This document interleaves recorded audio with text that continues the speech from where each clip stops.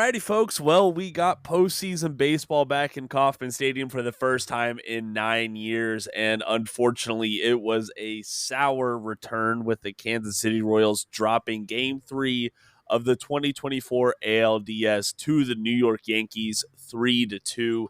Let's talk about it. Welcome to the Royals Recap. My name is Jacob Milham. I am joined this evening by Jeremy Greco, who is still down in Georgia. Jeremy, how are we feeling this Wednesday late evening? I mean, this is probably the worst I felt in this series, honestly. Yeah. They lost that game last Saturday, but I came away with a lot of positives from it. And then they won Monday, and obviously that felt pretty good. But the positives are a little hard to find right now. Yeah, that they are. We'll be talking about that aplenty. But first, I do want to point our listeners back to the place where they need to read all about the Kansas City Royals. You can listen to them all you want here, but if you need to do some reading, you do it on RoyalsReview.com. The game threads, game recaps, Royals rumblings, so much more. Everything that you need to stay informed as a Kansas City Royals fan is over at RoyalsReview.com. So, Jeremy, listen, you talked about some of the positives just aren't there right now. And Yeah. I think the biggest cloud that is hanging over this game right now is just the absurd difference between strikeouts to walks Yep. from this Kansas City Royals pitching staff this evening. 9 walks to only 5 strikeouts from the entire staff. Like this, Bubic had 2 walks, sure, but Seth Lugo had 4 to himself. Schreiber had 1, Long had 1, and then Lorenzen had 1. This could have been a much worse game, I think. This 3-2 shows a very close game, but the New York Yankees left 11 runners on base, and they were 0 for 6 with runners in scoring position. The I mean, ugh. the one thing that remains true from the first game is the Yankees, they don't hit. Nobody's hitting. They Yeah. had 4 hits tonight. 3 of those were from Giancarlo Stanton. If the Royals don't walk the entire lineup, they get 1 run all night long. And that is one of the frustrating parts. I get it. Juan Soto is going to get his. He's one of the elite guys in this league at drawing a free base. But you go down to the number 8 hitter, Oswaldo Cabrera, and you walk him 3 times. You walk Volpe twice. I mean, just 5 walks between 2 players is ridiculous. Doing so to the number 7 and number 8 guys in the lineup is even more so. Yeah. And it's frustrating. It definitely felt like they gave the game away at points. But all in all, it still came down to Giancarlo Stanton being the guy beating the Kansas City Royals tonight. Putting one over the fence in the top of the 8th inning turned out to be the difference after the Royals tied it up in the bottom of the 5th, 2-2 with a great inning there. I mean, are we seeing any positives from this lineup right now? They scored 2 runs tonight, 6 hits. Michael Massey had an RBI. Kyle Isbell had that RBI that doubled to the corner, which was great. But outside of that, like, what are you thinking, man? Well, I do see one positive. Okay. Bobby Witt Jr. was not chasing pitches tonight like he was in New York. You're right. He took a walk. He got a single. He looks closer to himself. Now, we need him to do more than that, especially when he had Massey at third. Well, he walked on that at bat, so that's not on him. They didn't throw many strikes. We still need Vinny to show us a little something. Yep. He's hit the ball hard a couple of times. MJ Melendez is having just terrible luck, which seems to be kind of his career, of just hitting the ball incredibly hard and making outs. There's still hope here, but tonight that was obviously not what they were looking for, not what we were looking for, and now they've got to beat Garrett Cole again, because they did beat him. They just didn't beat the Yankees bullpen in game 1. Right. And that is a little bit of a concern to me, because coming into this series, the Royals, we thought, might have the edge in the bullpen. But with all the walks they've given up, the Yankees end up, they haven't given up a run. Their bullpen hasn't. Yeah. in this series so far. So if the Royals are going to win this thing, they're going to find a way to pull it out. It's probably going to start with scoring some runs off of those Yankees relievers.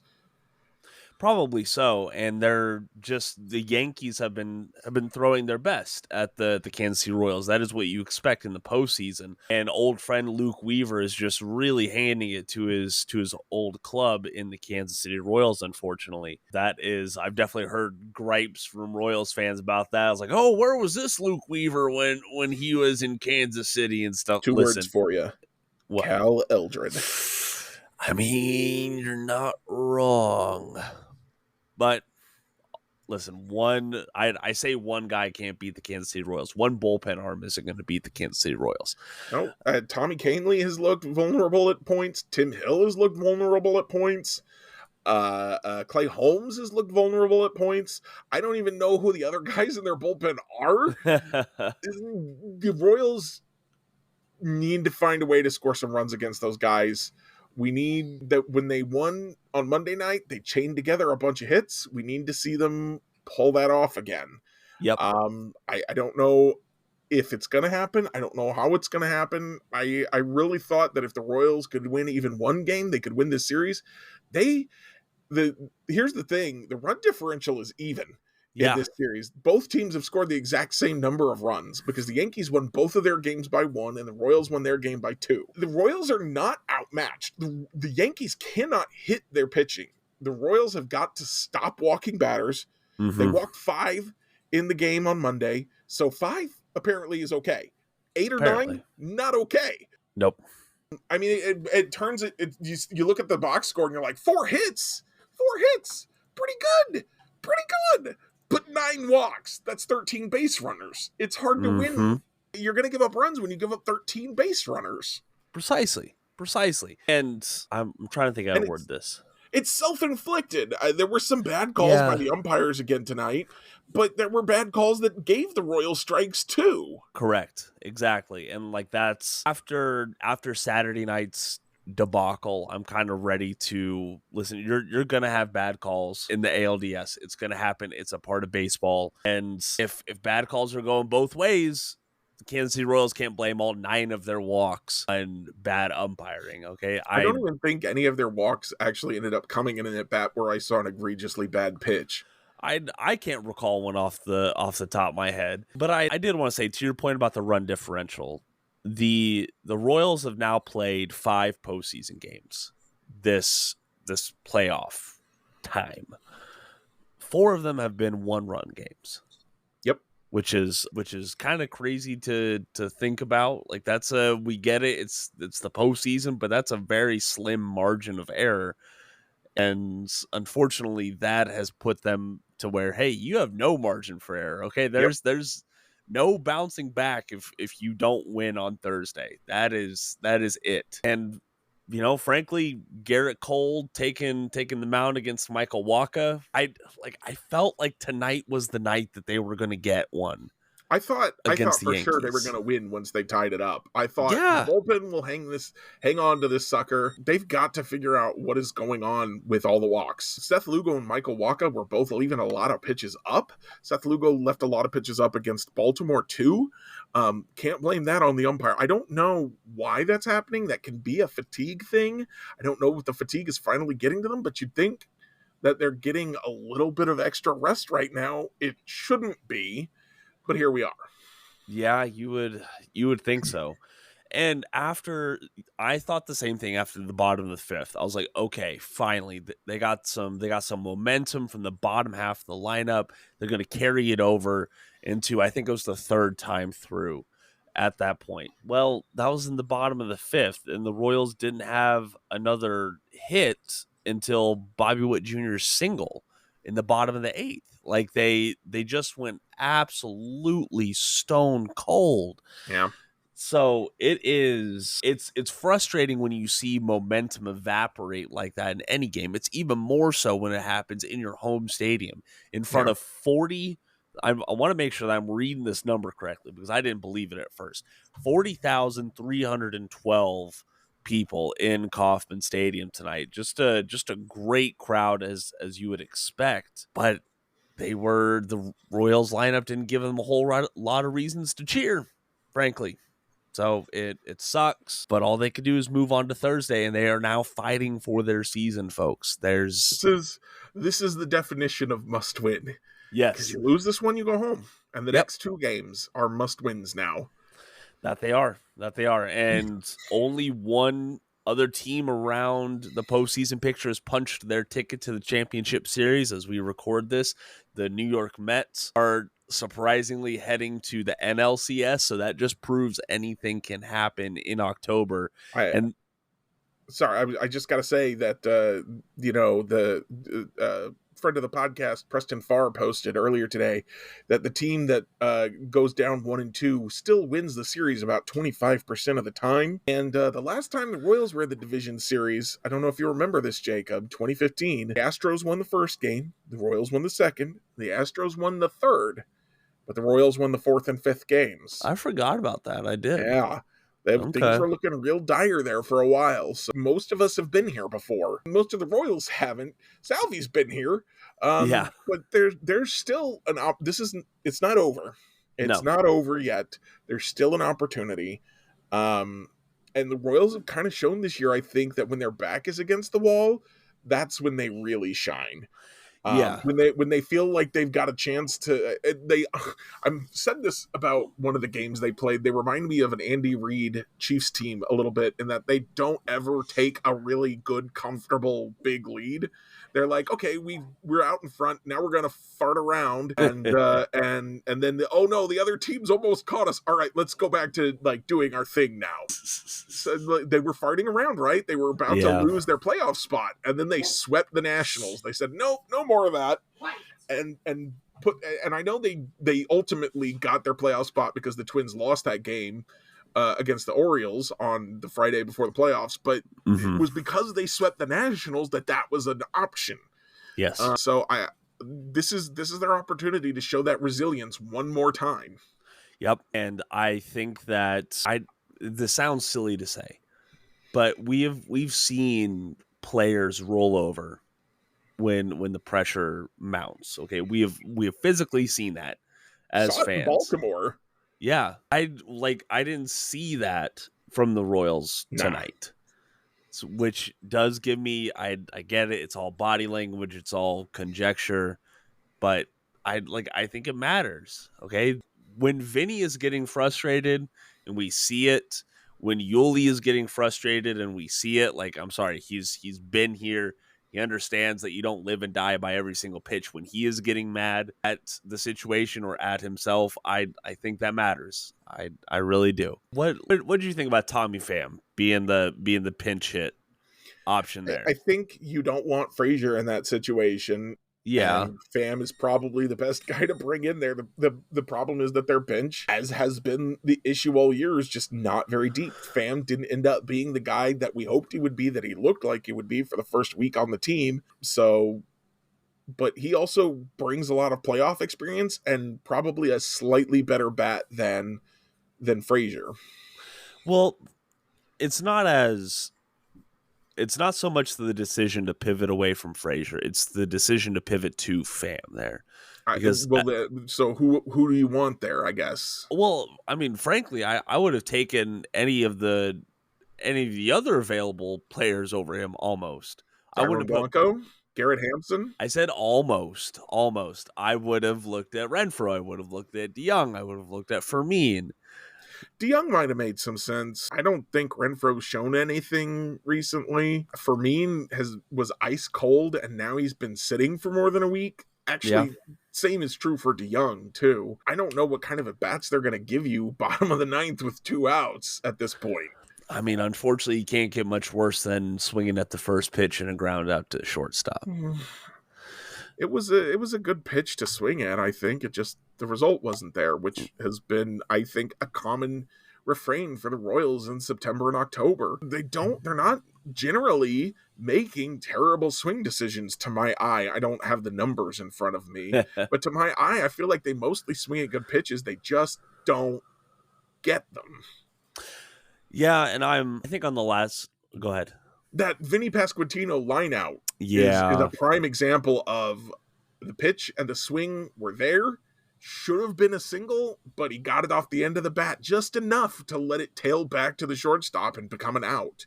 Mm-hmm. Otherwise, it's first and third when Salvi comes up and they tie the game easily. Right. That the expected batting average on that Vinny Pasquantino line out 7.730. Yeah, Like, there's a lot of high expected batting average balls that have turned into outs for the Royals. It's unfortunate, but that's the way it goes. right. Maybe tomorrow that will change.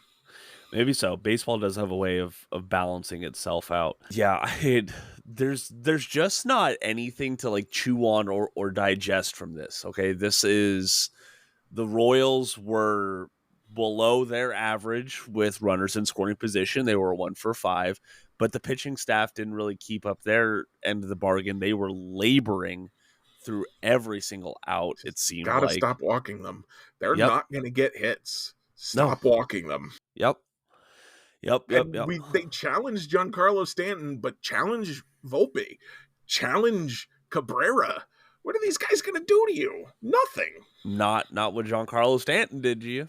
That's and sometimes you just gotta tip your cap to the guy. Like I mean, Giancarlo got all of that pitch. That's Stanton. He doesn't make as much contact as he used to, but when he does, he hits it very hard. Yes, he And does. that's what he did. He managed to get his bat on 3 balls and hit it very hard 3 times. And tomorrow he might strike out 5 times. Well, let's hope he does. So tomorrow, we're moving on quickly. There's no rest day here. We are moving on to game 4 of the ALDS. Yankees have Garrett Cole on the mound. The Kansas City Royals presumably have Michael Wacha They announced on the that mound at some point, I believe. Okay, I hadn't heard that, I but thought I that saw wouldn't the surprise announcement me. somewhere. Frankly, this was the first time in a while that I stayed off of social media the entire game. Like I was just listening and digesting the game. All right, so Royals hitters got to Cole a little bit in his last start. Do you think they'll do it again, or do you think Cole is going to adjust? I don't know enough about Garrett Cole to argue one way or the other. I think that he's not been the Garrett Cole this year, so I'm hoping he's gonna struggle one more time. The other thing is that the Royals, one of the things we've seen with the Royals all year long is that, you know, when they were going good, they see a pitcher the second or third time through, and that guy's he's not getting any more outs. Right. They just saw Garrett Cole, just saw him. And they didn't even play a whole other series in between like you usually do when you play a pitcher twice in 2 weeks. Mm-hmm. So they've still got Garrett Cole firmly in their minds. I'm hoping they're going to absolutely shell shock the Yankees tomorrow. Let's get a nice blowout win and feel really good heading back to Yankee Stadium. Yeah. I hope. Gonna need all the momentum heading back there for game 5 if you get there. This Royals team's been preaching today for so long that it's starting to permeate my mindset. I'm not even worried about game 5 right now. Yeah. I mean, you can't. You have to win game 4. Right. I am a little optimistic about the bullpen arms that we didn't see today. I mean, like you have to assume if, let's say it is a very close game and the Royals need every available man out of that bullpen, I feel good that Lucas Erceg is going to be fresh. We only saw 1 out from Brady Singer. He looked good in his bullpen appearance in the postseason, hit the first of his career. Michael Lorenzen looked solid, and man, just I don't know. John Schreiber just kind of didn't sit well with me tonight for some reason. Yeah, he was having trouble throwing strikes, especially with the sweeper. He got a big call on a sweeper that was not a strike. Brady Singer got that was not a swing by Aaron Judge. I'm sorry. Oh yeah, no, it was that not. was ball 4. But that's that. If you win, you don't get to complain about the umpires. Sorry, Yankees fans. And yeah, so it's. I would be really surprised if we see Singer tomorrow, since he's been a starter his whole career. I don't see him going back to back outside of like an absolute emergency. They still haven't used Daniel Lynch this postseason. So that's true. I forgot about that. If that. they need to go to long relief for some reason, he should be available. I don't know if we'd see Lorenzen. I don't know if we'd see Schreiber again. He threw a bunch of pitches tonight. But Zerpa should still be there. I think Bubic, just because he's in the regular season, I don't think you'd see him tomorrow, but in a must-win game, I think you'll see him tomorrow. Yeah. Urseg, I think, is going to be ready to go 2 innings, maybe more. It's all hands on deck, as it always is when you're win or go home. I mean, Schreiber did only throw 16 pitches. It seemed like he more threw than that. Yeah, I thought it was a ton more than that. To be fair, so I would hope that if you need a bridge guy, he's probably available then. Yeah, this really just rests on. I don't want to say just rests on the lineup, but man, like I don't trust. Well, they got to throw strikes. Yeah. 2 of the runs that scored tonight for the Yankees were the direct result of walks. A leadoff walk to Juan Soto, and he scored on the Giancarlo Stanton double. And then the other, I've lost my MLB game day. Let's see if I can find it real quick. When Anthony Volpe scored, he was Anthony a walk. Volpe singled, and then he got to second because of a Cabrera walk. And then Gleyber Torres walked to get him to third, and then Soto was able to hit a sacrifice fly. So 2 walks were required to get that run home, and 2 sacrifices, sacrifice bunt and a sacrifice fly. This is not a Yankees team that's hitting. They're just not. You cannot walk them. You don't challenge Soto. If you got to walk him, you walk him and you deal with it. If you got to walk Judge, I know he's not hitting well, but if you got to walk him, you walk him. I might be tempted to walk Stanton if you got to walk him at this point. Yeah. But everybody else, you got to throw them strikes. Make them beat you. And honestly, I don't hate making Stanton beat you. I don't hate the decision either. It's not like he's been a dynamo this postseason. You can't let Soto beat you. You should not let Judge beat you. Don't make the rest of the team do it. Don't walk them. Throw strikes. Throw it right down the middle if you've got to. Yeah. Yeah. I mean, Seth Lugo, in his first inning, threw pitches right down the middle and got 3 outs. To Soto and Judge. A batted ball in play averages 300. You're going to give up some hits doing that, but not as many. You're going to give up base runners doing that, but not as many as if you walk them. Because a walk is 1,000% a guy on base. That is very true. Sorry, I'm also reading over some of the post-game notes because the Royals just dropped them, seeing what other little tidbits we have forgotten about here. Let's see here. Okay, so to your point about what Preston brought up earlier, I'm going to read this directly from the post-game notes. Entering this season, there have been 62 instances in postseason history of a best-of-5 series being tied at 1-1. The team that won Game 3 has won the series 45 times, which means that 17 times out of 62, or 27%, the team that lost Game 3 after being tied in a best-of-5 postseason series has come back to win the series, not just Game 4, but also Game 5, something the Royals have done before. And also, this was the first postseason game loss at Kauffman Stadium since that same ALDS against the Houston Astros, which I get it that's what happens when you go to the playoffs twice in a decade, but it's pretty cool still. Jeremy, I still feel like the Royals have this series where they want it in a lot of ways. Obviously, you don't want to be down 2-1, but the Yankees are not hitting. I cannot stress this enough. 4 hits tonight. 4. And if it wasn't for all the walks, if it wasn't for Giancarlo Stanton finding his postseason swing, getting a double and a home run to drive in those runs, the Royals have every opportunity. They are not overmatched by the Yankees. That's still the biggest thing here, is they're not overmatched by the Yankees. They can win the last 2 games. They just gotta go do it. And there's not a whole lot for Yankees fans to like celebrate about this either. Like they can't say that they went out and dominated the Kansas City Royals. I think, Giancarlo Stanton did his thing. He's paid a lot of money for a reason, and just the Royals beat themselves outside of that, I believe.